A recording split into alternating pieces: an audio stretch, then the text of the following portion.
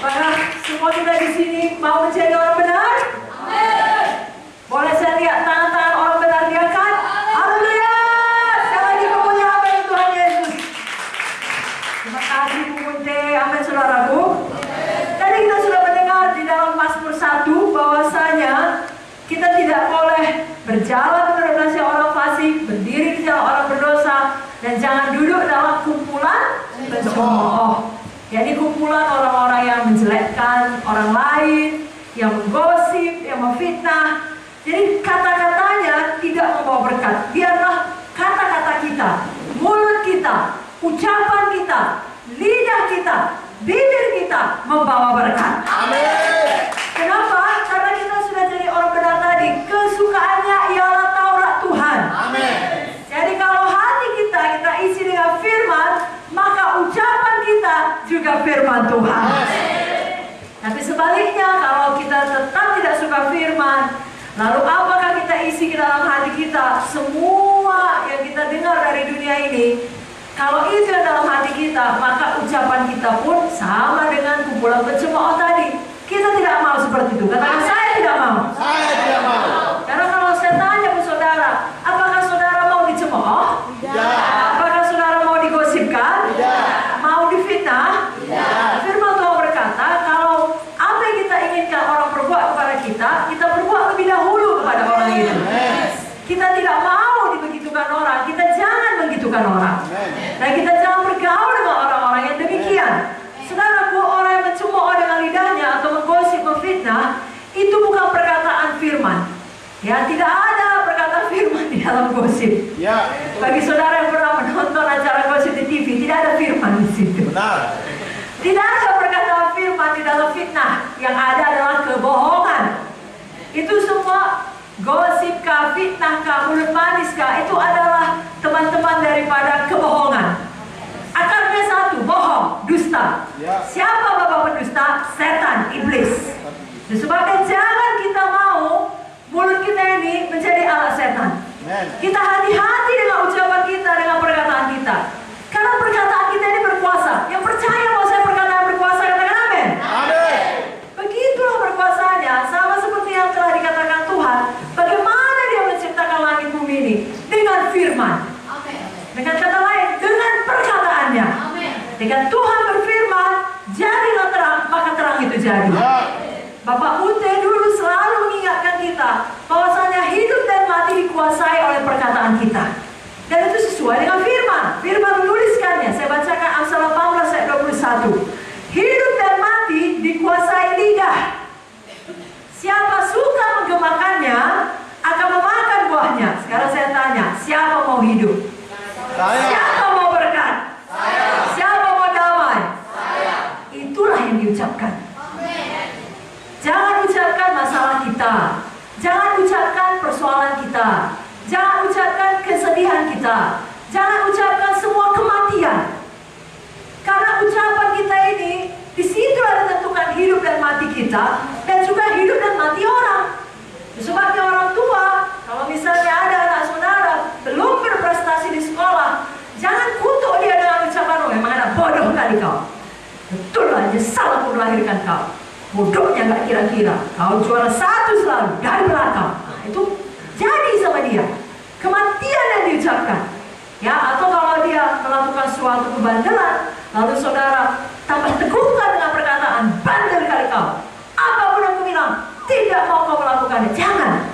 Jadi, saudara letakkan tangan dan berkata, ucapkan kehidupan. Amin. Anakku, kau anak yang baik. Dari lahir pun sudah kudoakan. Ya. Kau anak yang berhasil. Kau anak yang patuh. Kau anak pemenang. Anak yang lemah lembut. Amin, saudaraku. Jadi hari ini mau disampaikan kepada kita untuk berhati-hati dengan ucapan kita. Ya. Yakobus 3 ayat 8 mengatakan, tidak ada seorang pun yang berkuasa menjinakkan lidah. Ia adalah sesuatu yang buas, yang tidak terkuasai dan penuh racun yang mematikan. Jadi kalau lidah ini tidak dikuasai oleh Roh Kudus, tidak ada manusia yang bisa menguasainya. Amin. Lidah ini jadi racun. Kalau racun itu tujuannya satu, mematikan. Amin. Jangan biarkan lidah saudara mematikan. Mematikan sukacita, mematikan damai, mematikan iman, mematikan semangat, mematikan sejahtera. Jangan. Amin. Justru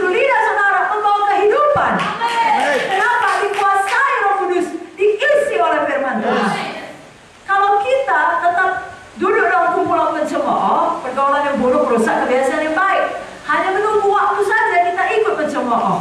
Itu jalan orang fasik. Kita tidak mau habis seperti sekam. Firman Tuhan dari Bu Munte tadi. Amin. Itu perkataan racun itu, mencemooh. Saudaraku, berhentilah kita mencemooh, berhenti kita menggosip, berhenti kita memfitnah. Yang setuju katakan amin. Apa kata firman Tuhan mengenai fitnah atau gosip ini? Saya bacakan dari Perjanjian Lama lebih dahulu. Baru nanti kita akan masuk ke Perjanjian Baru. Imamat 19 ayat 16. Janganlah engkau pergi kian kemari menyebarkan fitnah di antara orang-orang sebangsamu. Janganlah engkau mengancam hidup sesama manusia. Akulah Tuhan. Jadi jangan ada kita anak Tuhan seperti itu. Ya. Kita mengunjungi, tapi bukan mendoakan orang sakit, bukan memberitakan Injil. Kita mengunjungi ke sana kemari, menyebarkan fitnah, menyebarkan gosip. Kau mama si anu, kau bapak si anu, kau apa yang berarti. Jangan demikian. Kau pergi ke sana kemari, beritakan Injil. Amin. Selamatkan jiwa-jiwa. Amin. Semua bilang amin. Bilang amin dari Tuhan. Karena kalau gosip yang disebarkan, fitnah yang disebarkan, itu sangat merusak hubungan persaudaraan. Yes. Tidak ada rasa saling percaya, merusak hubungan pertemanan. Dan ini adalah senjata setan menghancurkan tubuh Kristus. Amin. Adalah gosip, cemooh, fitnah, itu jalan orang fasik yang membuat banyak gereja berpecah. Saya percaya kita semua mau mempersatukan dan bukan memecah gereja Tuhan. Kalau dalam buku Amsal 26 ayat 20 dikatakan, bila kayu habis, padamlah api. Bila pemfitnah tidak ada, redalah pertengkaran. Jangan kita menjadi pemfitnah. Justru kita seperti ucapan bahagia buku Matius, menjadi orang yang membawa damai. Amin. Bukan kalau kita datang langsung menyala, bukan menyala Roh Kudus, menyala api pertengkaran. Jangan. Kalau kita datang menjadi damai. Amin. Yang tadinya bertengkar jadi berdamai. Amin, saudara. 1 Timotius 5 ayat 13. Ini dari Perjanjian Baru. Lagi pula dengan keluar masuk rumah orang, mereka membiasakan diri bermalas-malas, dan bukan hanya bermalas-malas saja, tapi juga meleter dan mencampuri suara orang lain dan mengatakan hal-hal yang tidak pantas. Kenapa banyak orang memfitnah, banyak meleter, menggosip, mencampuri suara orang lain?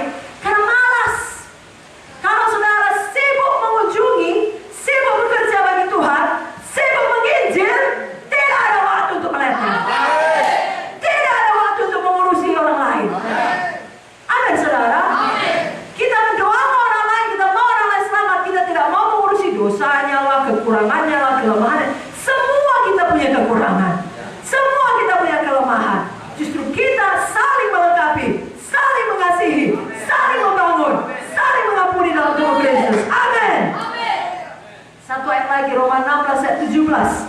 Tetapi aku menasihatkan kamu saudara-saudara, supaya kamu waspada terhadap mereka yang bertentangan dengan pengajaran yang telah kamu terima, yang menimbulkan perpecahan dan godaan.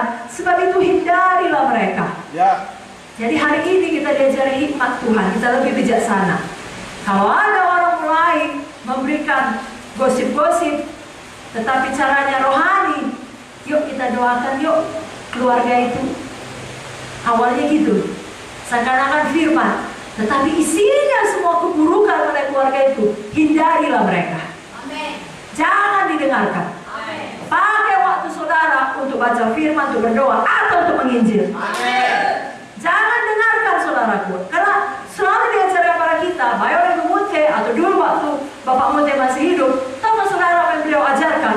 Orang yang bergosip dengan kita, suatu saat akan menggosipkan kita juga. Ya jangan saudara pikir dia kawan saudara. Ya. Kalau hari ini dia datang sama saudara, misalnya Ibu Dai datang pada saya dan mulai menggosipkan mengenai Bapak Bernard.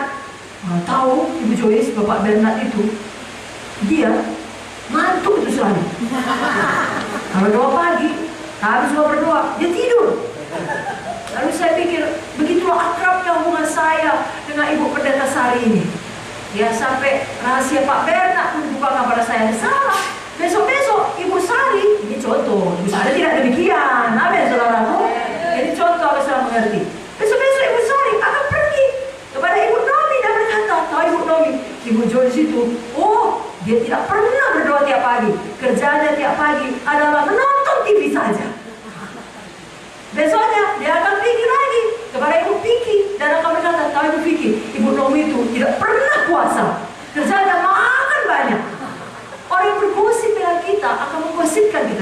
Ya, amin. Itu sebabnya jangan mau bergaul dengan orang demikian, jangan menjadi orang demikian. Itu hanya membawa perpecahan. Saudaraku, bawa firman Tuhan. Begitu banyaknya firman ini, ya semuanya adalah berkat, ya semuanya adalah kehidupan. Ya sudah jelas dikatakan tadi, kalau kita hidup di dalam firman, perjalanan kita akan berhasil dan beruntung. Kita seperti pohon yang ditanam di tepi aliran air, yang berbuah pada musimnya, tidak layu daunnya, apa saja yang kita pegang akan berhasil. Tapi sebaliknya, kalau kita ikut jalan orang fasik, kita ikut mencemooh seperti sekam ditiup angin, tidak letak berjejak. Jangan diteruskan. Amin, saudaraku. Ada orang, dia tidak terang-terangan menggosip, tidak terang-terangan memfitnah. Ya, satu dua memang beranilah seperti itu. Memang sudah sangat jahat hatinya. Tapi banyak orang berpura-pura. Di depan orang yang bersangkutan, mulutnya manis. Tapi dari belakang, ditikamnya. Saudaraku, mau terus terang, mau pura-pura, dua-dua jahat.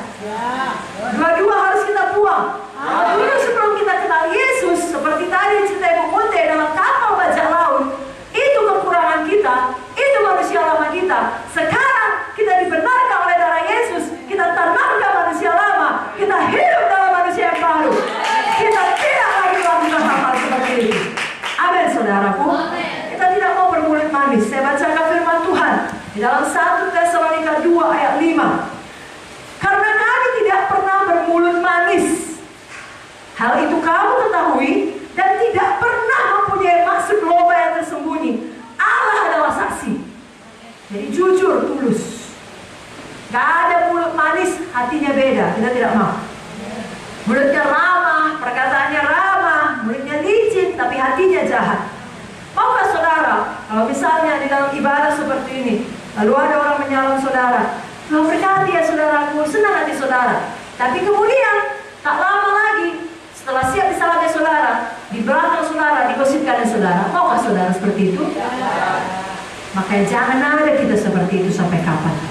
Amin, saudaraku. Kita tidak ada yang mau demikian. Kalau kita berkata, Tuhan berkati saudaraku, atau kalau kita mau berkati seorang, katakanlah song leader atau penyanyi atau pemusik tadi turun, saudara bilang, bagus sekali pelayananmu, itu dari hati kita. Amin. Memang tulus kita mengucapkannya. Tidak ada maksud-maksud yang lain. Amin, saudara. Di dalam Amsal 26 ayat 28 dikatakan, lidah dusta membenci korbannya, mulut licin mendatangkan kehancuran. Kalaupun orang dunia ini berpikir orang bermulut licin lah yang paling sukses, bisa meloloskan diri, pandai dia ngomong, gak bisa ditangkap. Tapi di mata Tuhan, mulut licin mendatangkan kehancuran. Dan apa kata Tuhan lah yang benar, bukan apa kata dunia. Kalau di dalam buku Mazmur 12 ayat 2, apa kata pemazmur Daud? Tolonglah kiranya Tuhan, sebab orang salah telah habis, telah lenyap orang-orang yang setia dari anak-anak manusia. Ayat 3, mereka berkata dusta yang seorang kepada yang lain. Mereka berkata dengan bibir yang manis dan hati yang bercabang. Jadi berdusta, mulutnya manis, hatinya bercabang. Kita tidak mau seperti itu. Kenapa yang terjadi kalau kita tidak bertobat? Tuhan akan mengerat semua bibir yang demikian. Mazmur 12 ayat 4 di bawahnya berkata, biarlah Tuhan mengerat segala bibir yang manis dan setiap lidah yang bercakap besar. Ya. Malam hari ini kita rendah hati, kita kuduskan hati kita di hadapan Tuhan. Kalau ada waktu-waktu di mana kita menikmati bergosip, menikmati membicarakan orang lain, tapi hari ini kita sungguh-sungguh mau bertobat. Amin. Firman Tuhan berkata, jika ya katakan ya, jika tidak katakan tidak. Kalau ada kita tidak senang pada orang, Matius 18 berkata, jangan digosipkan, datangi langsung orang itu. Amin. Dan jangan bermulut manis. Kalau kita tahu dia benar, katakan betul, benar. Tapi sebaliknya, kalau kita tahu dia salah, kita tegur dia di dalam kasih. Kita nyatakan kebenaran dalam kasih. Jangan ABS, asal bapak senang. Yang salah pun kita benar-benarkan. Lalu kita ikuti pula. Saudara tahu, Absalom memberontak, itu jelas salah. Lalu diikuti oleh 200 orang. Gak jadi dia ngerti kali apa yang terjadi. Diikut-ikut orang yang memberontak, diingkai-ingkaikan, dia iakan. Semuanya ikut mati binasa. Kita tidak mau demikian. Di dalam firman Tuhan, Yesaya 5 ayat 20 dikatakan, celakalah orang yang menyebutkan kejahatan itu baik dan kebaikan itu jahat, yang mengubah kegelapan menjadi terang dan terang menjadi kegelapan, yang mengubah pahit menjadi manis dan manis menjadi pahit. Jangan katakan orang benar orang salah benar, orang baik jahat, orang jahat jadi baik. Di dunia sekarang ini seperti itu. Orang baik dikatakan jahat, orang jahat dikatakan baik. Kita anak Tuhan, jika ya tetap katakan ya, jika tidak tetap katakan tidak. Karena kita tahu lebih daripada itu. Matius 5 ayat 37 jelas mengatakan berasal dari si jahat. Biar kita berani berdiri menyatakan kebenaran tetapi di dalam kasih. Dan kita kalau mengasihi bukan sekedar cipika-cipiki, cium pipi kiri, cium pipi kanan, bukan, tapi mengasihi di dalam kebenaran. Kita tidak mau berpura-pura, kita tidak mau memfitnah, kita tidak mau menggosip, kita tidak mau mencemooh. Artinya, akarnya tadi saya katakan, kita tidak mau berbohong. Kita tidak mau berdusta. Apa dalam hati, itu keluar dari mulut, itu yang kita lakukan. Ya, karena sekali lagi bapa pendusta adalah iblis. Kita tidak mau menjadi anak iblis. Kita orang benar, dibenarkan oleh darah Yesus. Kita anak-anak Kristus. Haleluya. Saudara, dari hukum ke-10 pun sudah dikatakan jangan berbohong. Keluaran 20 ayat 16 mengatakan jangan mengucapkan saksi dusta tentang sesamamu. Lidah ini biarlah selalu bicara jujur. Kalau orang suka berbohong, lama-lama profesional. Keras hatinya. Anak-anak yang masih kecil, kalau belum pernah berbohong, gak pandai kan? Langsung ketahuan bohongnya. Kenapa? Keringat dingin, gelisah, badan pun ikut goyang-goyang. Dari mana kau? Kalau kami di Sumatera Utara, dari mana kau berjaya? Dari mana kau jok? Main dia, mandi dia di sungai, basah rambutnya. Belajar di rumah kawan mak, tapi gak tenang. Kenapa? Belum profesional. Ya. Badan goyang sana kemari, gak ini dia. Gak sejahtera seluruh tubuhnya pun. Ya, betul. Tapi kalau berhasil dia lolos kali itu, dia pikir, oh, saat ini besok lakukan lagi, besok makin tenang. Tapi mungkin matanya yang kejap-kejap banyak. Tapi kalau terus bohong, hati jadi keras. Lama-lama bisa berbohong dengan tenang. Udah jelas uang tadi dipakainya uang sekolah untuk jajan, sudah pekan sama guru, Cok, sudah mak. Mata tetap bundar, lebar, tidak kejap-kejap, semua tenang, tidak ada lagi keringat dingin. Kenapa? Hati sudah keras. Ya. Anak Tuhan jangan demikian. Amin. Bohong, lalu hati keras. Jangan, saudara. Ya, amin. Kalau lama-kelamaan kita biasa seperti itu, hati nurani kita ini keras. Tahu saudara, hati nurani ini tempat di Roh Kudus bicara. Bagaimana kita bisa sensitif akan suara Kudus dalam hati nurani kita? Kerap-kali menunjukkan berapa dalam hubungan kita dengan Tuhan. Itu suara kecil dalam hati kita yang memperingatkan kita kalau kita sedang melakukan hal yang salah. Karena saudara mau mengambil satu keputusan, lalu saudara sudah berpikir untuk ambil keputusan A, nggak damai, itu Roh Kudus. Jangan teruskan, jangan keraskan hati. Ya, mau merokok, udah nggak damai, tinggalkan, buang. Jangan diteruskan dosa. Amin, saudaraku. Tapi kalau suka berbohong, hati keras, lama-lama dosa lain pun dilakukan. Karena Roh Kudus bicara, nggak peduli lagi. Dan kalau orang berbohong, tidak mau bertobat, paling hebatnya, dia percaya kebohongannya. Yakin dia. Misalnya, saya yang menyakiti Ibu Sarini. Tapi demi menjaga nama baik saya bilang sama semua saudara, bahkan kalau perlu dari mimbar pun, padahal mimbar ini hanya untuk firman ya. Tapi begitulah jahatnya saya. Sampai dari mimbar pun saya pakai untuk menutupi hal tersebut. Saya bilang kepada seluruh dunia, Ibu Sari yang menyakiti saya. Karena selalu saya ulang-ulangi, kemana pun saya pergi, oh enggak, Ibu Sari yang menyakiti saya, Ibu Sari yang menyakiti saya, Ibu Sari. Saya yakin Ibu Sari yang menyakiti saya. Padahal kebenarannya adalah saya yang berdua menyakiti hati Ibu Sari. Kenapa? Tertipu. Hati dikeraskan. Jangan tolak kasih karunia Tuhan untuk melembutkan hati kita menjadi hati yang baru, hati Yesus, hati yang mengampuni, hati yang rendah, hati yang mau bertobat. Ada saudara kurang kuat aminnya. Sayangnya ada juga anak Tuhan tetap mengeraskan hati. Ya, mudah saja berbohong, sama mudahnya dengan bernafas. Seperti saya bilang tadi, matanya tak berkedip lagi bisa berbohong. Kita tidak mau seperti itu. Ini sudah memakai cap daripada setan. 1 Timotius 4 ayat 2 mengatakannya. Oleh tipu daya pendusta-pendusta yang hati nuraninya memakai cap mereka. Cap apa? Cap roh-roh jahat. Sekali lagi, kalau terus-menerus berbohong, itu lama-kelamaan hati menjadi keras, dapat mempercayai kebohongan sendiri. Jangan keraskan hati kita. Malam hari ini firman Tuhan diberikan, jangan keraskan hati kita. Ibrani 3 ayat 8 berkata, jangan keraskan hatimu seperti dalam kegeraman pada waktu pencobaan di padang gurun. Biar kita lembut hati selalu. Dan kita kenal bahwasanya kebohongan itu adalah alat setan. Ya, setan mau kita menjadi alatnya untuk merusak daripada diri kita dan merusak diri orang lain. Dalam Yesaya 32 ayat 7 dikatakan, kalau penipu, akal-akalnya adalah jahat. Ia merancang perbuatan-perbuatan keji untuk mencelakakan orang sengsara dengan perkataan dusta, sekalipun orang miskin itu membela haknya. Kalau kita perhatikan di dunia ini, suatu rencana jahat tidak akan bisa berhasil tanpa kebohongan yang masif. Sebabnya, kita selalu berdoa agar semua media di Indonesia menyuarakan kebenaran. Amin. Karena kapan media menyuarakan kebohongan, itu menjadi alat setan. Kebohongan harus disebar, lalu mana yang orang percaya, lalu tidak ada lagi kebenaran.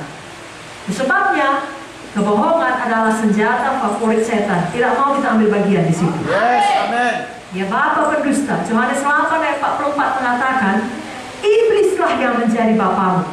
Dan kamu ingin melakukan keinginan-keinginan bapamu. Ia adalah pembunuh manusia sejak semula dan tidak hidup dalam kebenaran, sebab di dalam dia tidak ada kebenaran. Apabila ia berkata dusta, ia berkata atas kehendaknya sendiri, sebab ia adalah pendusta dan bapa segala dusta. Kita tidak demikian.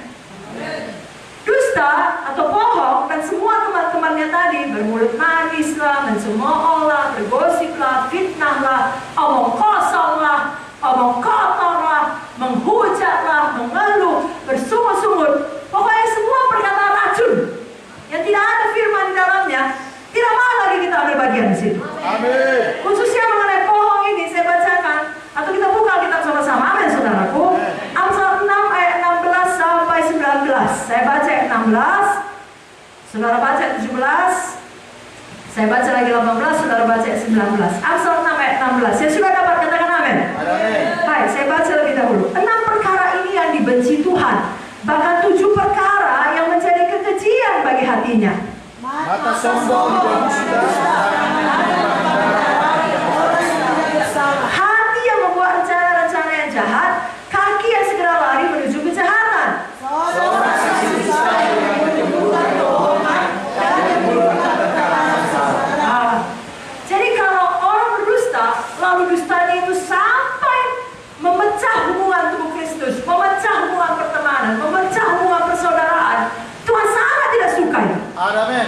Itu sangat dibenci Tuhan, sangat jahat di mata Tuhan. Kita tidak mau ambil bagian di situ.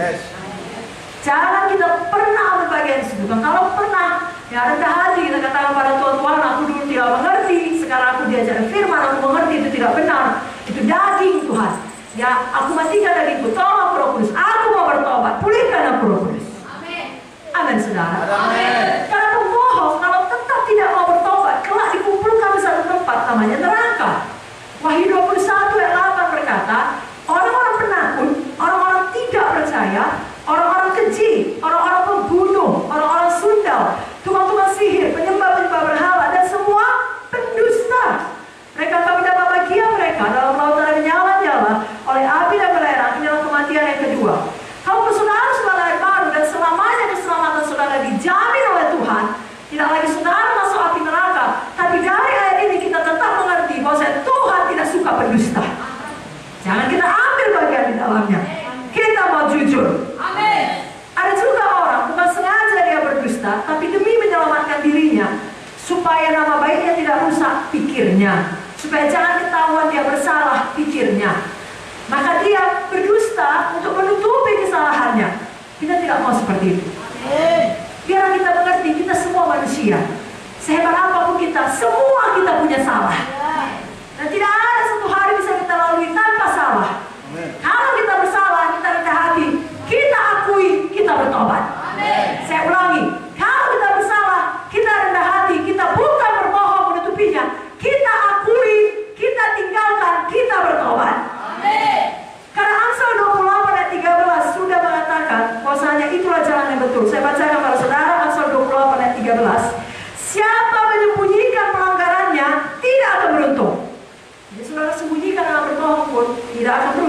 akan ketahuan.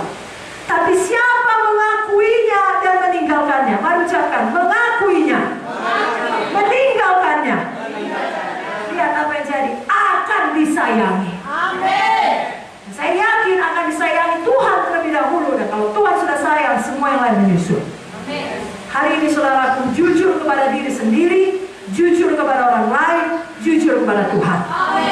Pakai mulut kita sebagai orang benar untuk mengucapkan firman, mengucapkan Injil, mengucapkan kehidupan, mengucapkan berkat, mengucapkan semua yang baik, dan bukan menjadi racun yang mematikan.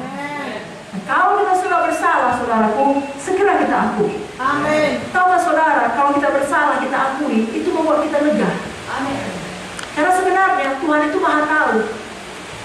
Gak saudara bilang pun, udah tahu dia. Amin.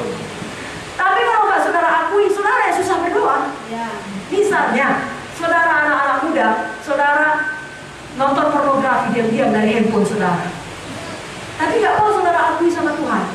Nanti semua orang menyembah, saudara gak bisa menyembah. Kecuali saudara pembohong profesional tadi, pura-pura angkat tangan. Tapi hati saudara pasti gak tahan. Tahukah saudara, kalau saudara akui, Tuhan mengampuni. Amin. Ada sebuah kisah mengenai dua bersaudara yang kakaknya perempuan, adiknya laki-laki. Mereka hidup di negara Amerika. Anak-anak dari kota besar, kalau musim panas, mereka libur lama sekali. Dan pada suatu waktu musim panas, diajak oleh kakek neneknya ke ranch peternakan di luar kota. Di mana kakek neneknya ini orang yang diberkati, punya peternakan yang luas dengan segala macam binatang di peternakan itu. Lalu di sana diajarilah selama liburan boleh senang-senang tiap sore. Ya, bisa hari ini memancing, naik kuda, jalan-jalan di sekitar tempat di desa tersebut. Paling sering memancing tiap sore dan anak-anak suka itu. Asal pagi harinya sebelum waktu sore tiba, mereka mengerjakan chores mereka, tugas mereka. Si kakak punya tugas, si abang punya tugas. Suatu hari, pada waktu sore-sore setelah keduanya siap menyelesaikan tugas, sebelum diajak jalan-jalan oleh kakeknya, si abang punya ketapel yang dibawanya dari kotanya. Dia suka latihan ketapel, makin lama makin ahli, supaya bisa membidik dengan baik. Ditaruhnya dalam botol-botol, lalu mulai dibidiknya, dilepaskannya. Suatu kali, lagi dia sedang latihan membidik ketapel sendirian, lewatlah bebek neneknya. Ini bebek kesayangan, masuk rumah pun boleh, sesuka hatinya. Ini bebek spesial. Si adik gak ada maksud untuk menyakiti bebek, tapi salah bidik, kecelakaan, tuh kena si bebek, mati. Adik segera lari, berusaha menghidupkan dia kembali. Tidak bisa lah, kalau memang sudah langsung mati. Tahu saudara, dilihatnya ke sana kemari, mulai jalan pikirannya. Kalau nanti akui aku sudah membunuh bebek kesayangan nenek, bahaya aku. Apa nanti hukumannya? Bisa-bisa dibayangkan kemungkinan paling buruk, dipulangkan aku ke kota. Aku tidak berani. Tapi dipikir yang gak ada yang lihat. Diambilnya lah bangkai bebek tadi, dicarinya tempat, digalinya tanah, dikuburkannya bebek. Yang dia tidak tahu, rupanya si kakak dari balik pohon besar melihat semua kejadian ini. Malam-malam waktu pulang ke rumah, mereka biasa setiap malam duduk di ruang tamu sebelum beristirahat. Neneknya sambil menyulam atau mengerjakan apa, ya kakeknya sambil membaca buku atau koran pada hari itu. Dan mereka duduk di situ. Neneknya tiba-tiba berceletuk, di mana bebekku? Ada pelajaran dia. Biasa malam-malam begini kita dengar suaranya. Ini nggak ada. Itu saat yang tepat untuk mengaku. Tapi si adik tidak mau. Keringat dingin dia. Tiba-tiba neneknya berkata, adik, tahu di mana bebek nenek? Nggak tahu. Lalu berakhirlah hari itu. Dipikir si adik, oh sudah berlalu hari yang baru. Tapi pagi-pagi terjadi kejadian aneh. Siap makan, biasanya semua piring-piring kotor itu tugas si kakak untuk menyuci. Tapi pada waktu tiba tugas kakak menyuci, tiba-tiba kakak buat komentar, Nek, kakak adik hari ini kakak tak perlu nyuci piring, dia mau nyuci semuanya. Adiknya heran.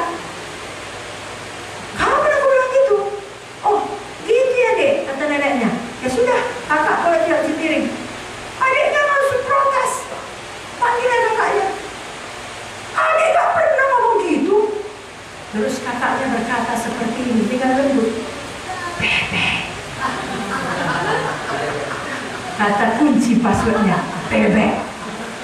Kaget adiknya. Kakak tahu. Maka si adik mulai mengerjakan tugas kakak. Dipikirnya sekali itu saja. Besoknya terulang lagi. Besoknya terulang lagi. Bahkan suatu sore, pas mereka biasanya pergi diajak untuk memancing, kakak membuat komentar. Kek, kata adik hari ini, dia gak usah ikut mancing. Dia mau bersihkan rumah. Karena rumah ini perlu dilap semua jendelanya. Jadi kata adik, hari ini dia gak mau mancing. Gitu ya dek, kata kakeknya. Adiknya mau bilang enggak. Tetapi dari balik punggung kakek, kakaknya buat ini. Bebek. Karena takut diadukan si bebek tadi, maka dia pun tinggal membersihkan rumah. Begitu tiap hari sampai akhirnya suatu hari gak tahan lagi dia. Karena si kakak bilang, adik mulai hari ini nek, kek, sampai nanti akhir liburan kami 2 minggu lagi, katanya kakak gak perlu kerjain apapun. Semua tugas kakak, adik yang kerjain. Inilah kakaknya yang main-main. Si adik tadi sudah menangis menjerit di kamar. Tiba-tiba dia gak tahu ada neneknya di kamar. Lari dia ke pelukan neneknya, lalu diakuinya dosanya. Nenek, aku sudah berdosa, aku bunuh bebek nenek. Diceritakannya semua. Kupikir gak ada yang lihat, ternyata kakak lihat. Dan sejak itu diperasnya aku. Asal aku gak mau kerja, disuruhnya kerja, katanya bebek. Dihapus neneknya air mata yang didudukkannya. Lalu begini kata neneknya. Tahu kau dek, berapa minggu yang lalu waktu itu semua terjadi, nenek sedang mencuci piring di dapur. Di jendela besar itu, nenek lihat semuanya. Nenek lihat ketapelmu membunuh bebek. Nenek lihat kakakmu yang sembunyi di balik pohon. Dan melihat engkau melakukannya. Maka malam itu nenek langsung tanya, memberi kesempatan kepadamu mengakuinya. Jadi nenek selama ini udah tahu? Sudah. Kenapa nenek biarkan dia membuat aku menyiksaku seperti itu? Nenek mau lihat sampai berapa lama kau tahan. Begitulah setan itu mendakwa kita. Kalau kita nggak akui dosa kita pada Tuhan, kita simpan satu dosa, nggak kita akui, kita yang menderita. Tuhan sudah lama tahu. Bahkan yang kita tidak tahu pada diri kita, Dia lebih tahu. Tapi kapan kita datang pada Tuhan sebagai anak kecil ini, nenek, aku sudah berdosa, kita dibebaskan. Lalu kalau nanti malam kakaknya pulang bilang bebek lagi, nggak berkuasa lagi. Kalau setan nanti suatu hari bilang bebek, nggak berkuasa lagi. Karena Yesus sudah menyucikan saudara. Saudara sudah menjadi orang benar. Saudara sudah diampuni. Kenapa? Tidak ada hidup dalam gelap. Tidak ada hidup dalam pura-pura. Tidak ada hidup dalam kebohongan. Yang ada hidup dalam kejujuran. Dalam terang. Sebagai orang benar. Sebabnya pakai mulut kita ini untuk betul-betul jujur, saudara. Sekali lagi, berapa banyak mau jadi orang benar? Lebih kuat, berapa banyak mau jadi orang jujur? Berapa banyak mulutnya mau mengucapkan firman? Tahu saudara, sekali lagi, kalau yang saudara ucapkan firman, itu yang jadi. Kalau saudara bilang saya diberkati, itu yang jadi. Kalau saudara bilang saya disembuhkan, itu yang jadi. Sebaliknya kalau saudara mengeluh, kalau saudara bersungguh-sungguh, itu juga yang jadi. Kalau saudara bilang gereja ini banyak kekurangannya, seharusnya begini, seharusnya begitu, makin kuat ya. Tapi kapan saudara ucapkan kehidupan, itulah iman. Belum ada kita ucapkan. Kalau sudah ada kita ucapkan, itu bukan iman. Karena belum ada, karena belum beres kita ucapkan, maka jadi. Dan itulah teladan Tuhan. Mari kita buka dalam Penciptaan Kejadian 1 ayat 1 sampai 3. Bukalah kitab saudara, Kejadian 1 ayat 1 sampai 3. Mari kita baca sama-sama. Dapat Bapak Ibu Saudara? 1, 2, 3. Ya. Pada mulanya Allah menciptakan langit dan bumi. Bumi belum berbentuk dan kosong. Gelap gulita menutupi samudra raya, dan Roh Allah layang-layang di atas permukaan air. Berfirmanlah Allah, jadilah terang, lalu terang itu jadi. Amin. Jadi bumi belum berbentuk, bumi masih kosong.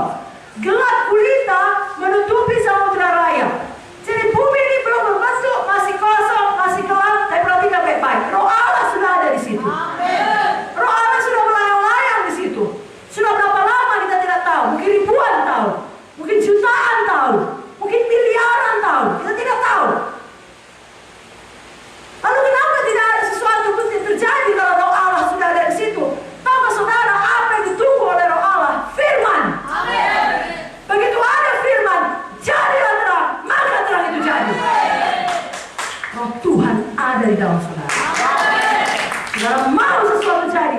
Pakai mulut ini sebagai orang benar. Ucapkan firman Tuhan. Ucapkan kehidupan. Ucapkan berita Injil. Ucapkan iman saudara. Roh Allah bekerja. Menjadikan itu. Percayakah saudara? Percayakah saudara hal itu? Saya bacakan beberapa ayat dari Amsal 10. Inilah seharusnya lidah kita, bibir kita, mulut kita sebagai orang benar. Yang pertama Amsal 10 ayat 20. Lidah orang benar katakan amin. Lidah orang benar seperti perak pilihan. Inilah lidah saudara. Saudara hanya mengucapkan perkataan-perkataan yang mahal, perak. Amin saudaraku. Tapi pikiran orang fasik sedikit nilainya. Maka ucapannya pun tak beres. Ucapan kosong, ucapan gosip, ucapan rendahan, ucapan kotor, ucapan kasar. Saudara enggak seperti itu. Pikiran saudara, pikiran yang bernilai. Maka lidah saudara juga seperti perak pilihan. Kenapa? Saudara orang benar. Katakan saya orang benar. Ayat 21, inilah bibir saudara. Mari baca sama-sama. 10 ayat 21. Bibir orang benar, 1, 2, 3 ya. Bibir orang benar menggembalakan banyak orang, tetapi orang bodoh mati karena kurang akal budi. Jadi bibir saudara menggembalakan banyak orang. Di keluarga saudara, orang datang pada saudara. Kalau mungkin saudara yang paling muda sekalipun di tengah-tengah sanak keluarga, tapi bibir saudara menggembalakan. Di tempat saudara bekerja, bibir saudara menggembalakan. Apalagi kalau saudara PKS dalam lingkungan gereja, bibir saudara menggembalakan. Bibir orang benar menggembalakan banyak orang. Dengan apa? Dengan firman. Hanya hati. Tadi dikatakan Ibu Munte dalam Mazmur 1, yang kesukaannya adalah firman. Kalau hatinya firman, ucapannya firman, bisa menggembalakan banyak orang. Lalu GKI Manado bertambah-tambah banyak jumlahnya. Berganda-ganda orangnya. Kenapa? Karena orang mau jumpa kita. Karena tiap kali jumpa kita, lidah kita, bibir kita menggembalakan dia. Tahu saudara, gembala yang baik itu tenang domba-dombanya. Itu kan teladan Yesus. Iya, Mazmur 23. Di bawahnya ke air yang tenang, ke rumput yang hijau. Begitu bibir saudara menggembalakan jiwa-jiwa. Tenang jiwanya. Amin saudaraku. Dapat makan rohani dia. Sebabnya sekali lagi pasti di GKI Manado bertambah-tambah jumlah. Ayat 31 Amsal 10. Mulut orang benar mengeluarkan hikmat, tapi lidah bercabang akan dikerak. Sekarang kita baca sama-sama ayat 11. Amsal 10 ayat 11. 1, 2, 3 ya. Mulut orang benar adalah sumber kehidupan, tapi mulut orang fasik menyembunyikan kezaliman. Kita bukan orang fasik. Kita orang benar. Sumber kehidupan. Sumber firman. Sumber berkat. Sekali lagi mulut kita bukan mulut orang fasik yang termasuk dalam kumpulan pencemooh, pemfitnah, penggosip, pembohong, yang memecah, yang racun, yang mematikan iman. Tidak.